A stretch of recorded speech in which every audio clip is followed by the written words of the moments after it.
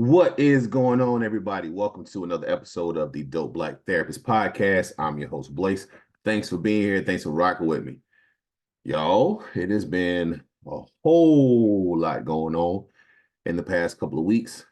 And I think I'm going to work backwards and trying to let you all know what's been going on in the world of the Dope Black Therapist. So, first and foremost, I y'all know how sometimes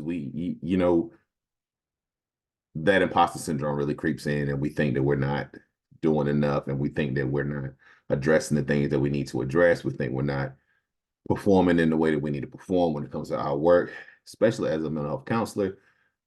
I know for me personally, I question if I'm doing enough. I question if if what I'm doing is really making a difference, or if I am qualified enough to actually be a therapist for a lot of people, and I sit there and I just like keep going over and over my head, like, am I doing this right? Am I doing this right? And then I remember if I wasn't, then they wouldn't come back. And the people that I deal with would pretty much tell me that I ain't shit if I was really causing any problems and issues, right? And it's still wild to me that I'm the expert. I sit around and it's like, well, we're looking for an expert to talk about this. And I'm like, me? I'm the expert. Don't you need an adult to do this? And I'm like, holy shit, I am an adult. Holy shit, I am an expert. Holy shit, I do know about trauma. Holy shit, I do know about depression and anxiety. Oh, and then it comes back over again. So yesterday, I did a workshop on coping with grief and loss for a church. And this was the second time that I've spoken at this church. And while I do have experience with grief and loss, this was difficult for me to prepare for because I deal with a lot of grief and loss with my own, with my brother's death and all of those, my friends and family dying pretty much back to back to back to back, a few years ago. And grief and loss is something that really sticks with me because I still think about all those people. And the way that a lot of us were taught was, just to keep going. It's supposed to be a celebration. We're never supposed to talk about it, or, we got to be super mindful of how we address loss. And grief and loss it doesn't just have to be death, losing a relationship, like a divorce. Like I also know about, losing a house, losing a job, all of these different types of things we can grieve. And I presented the workshop and I finished it, and the response was amazing. I had someone, an older woman who came to me and she was like, I really enjoyed this. I learned something today because I've been dealing with, she had lost her husband for quite some time and she's been to several groups and several different events where they talk about grief and loss. And she said, I didn't think I was going to learn anything from this today. And because I thought I heard it all. And then when I finished my presentation, she was like, I really learned something. I'm going to take this with me. And there were several people, who looked at grief and loss differently. And I'm super proud of that, and I'm like, okay, stop doubting yourself and just do the damn thing, So it was an excellent workshop, and hopefully I'll be invited back again. The good thing about it was there were other churches there, other people from other churches there as well. And I think I ran out of cards. So that's a good thing. Next thing, I I told you that I presented at a North Carolina conference, North Carolina Counselor Association conference back in February. And I had a colleague of mine. She was like, "Hey, Blaze, this is the last day to submit for this proposal is like tomorrow. I might be late notice, but I'll send it to you anyway."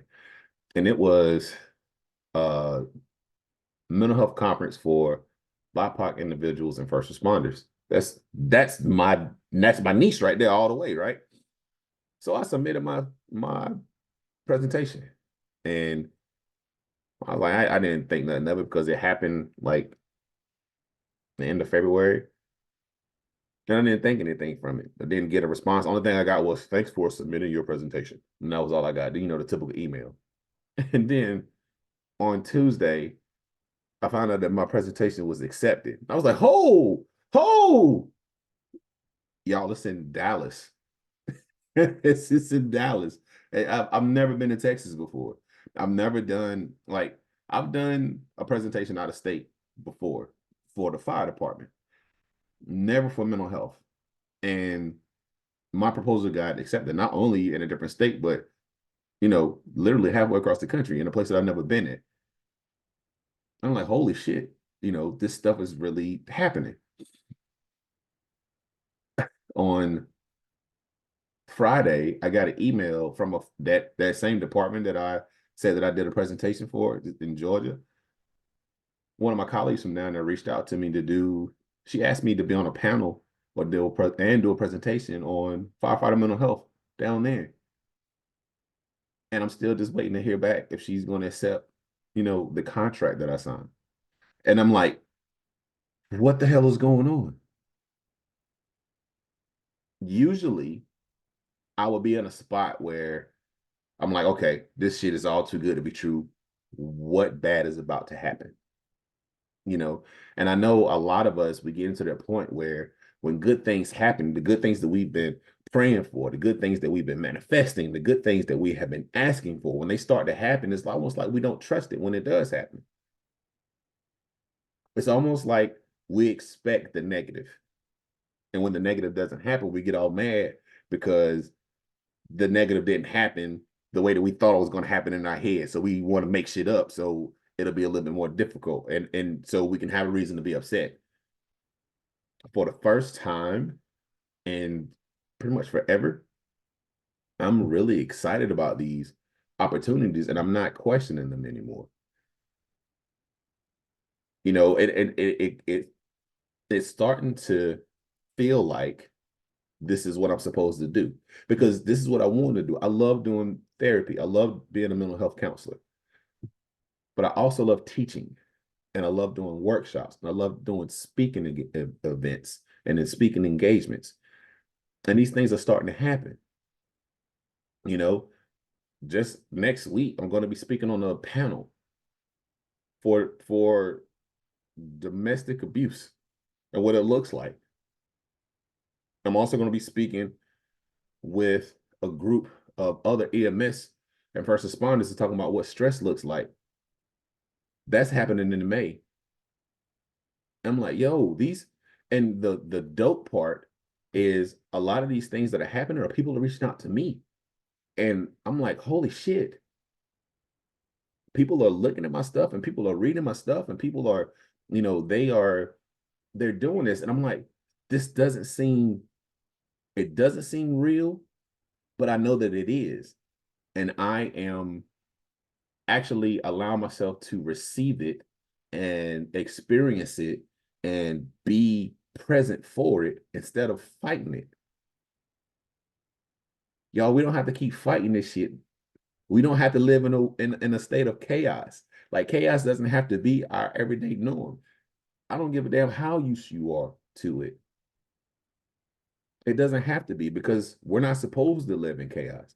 We're not supposed to function in chaos. It's great that we can, but calm and cool and collected can be your new normal.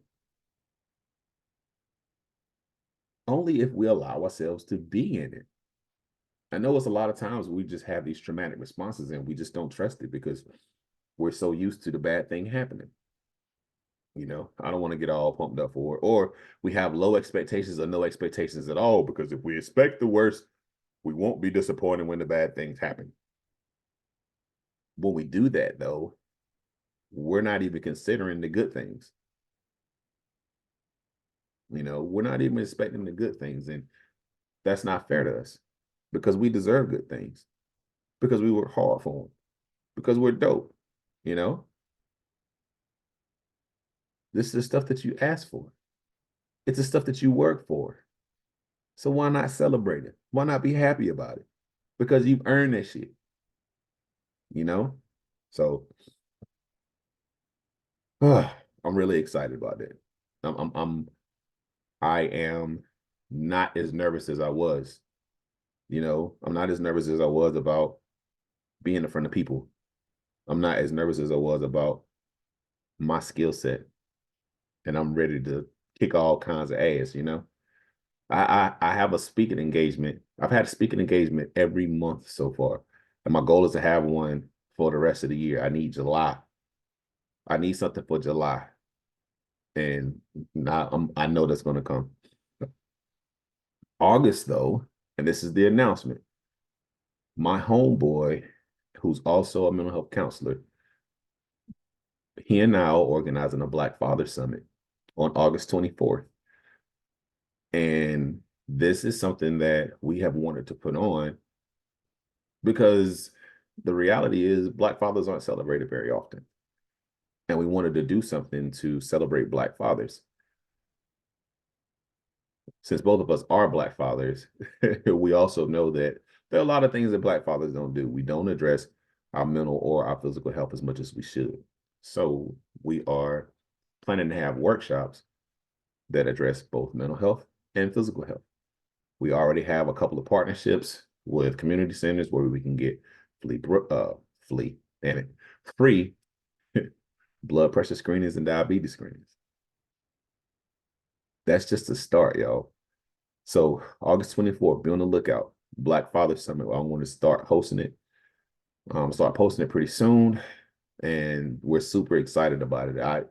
I'm not going to go into deep detail right now because Lamar's not with me, but that's the exciting news that I've been holding on to for a little while. He said that I could talk about it today, so I'm finally going to let the cat out of the bag. I'm super excited about this. I think we're going to really be great about this. So be on the lookout for the website being posted. If you want to be a speaker, if you want to be a vendor, if you want to sponsor, if you want to donate, all that stuff will be on the website once it's posted. Also, if you have not gotten your copy of Becoming the Dope Black Therapist, check it out on Amazon. If you want an autographed copy, don't go to Amazon. Check out the link that I'm going to post in the bio notes. Y'all, just remember, you do not have to live in that negative shit. When these good things happen to you, it's okay for you to be excited about these good things. Doesn't mean the other shoe's going to drop. Accept that shit. You worked hard for it. You earned it. You know, be present. Accept all of it. You know, it's a beautiful, beautiful thing. And I want you to keep shining because, damn it, you deserve to shine. You know why? Because you are loved and you are valued and you are dope as hell. I'm going to see you on the next go round. Peace.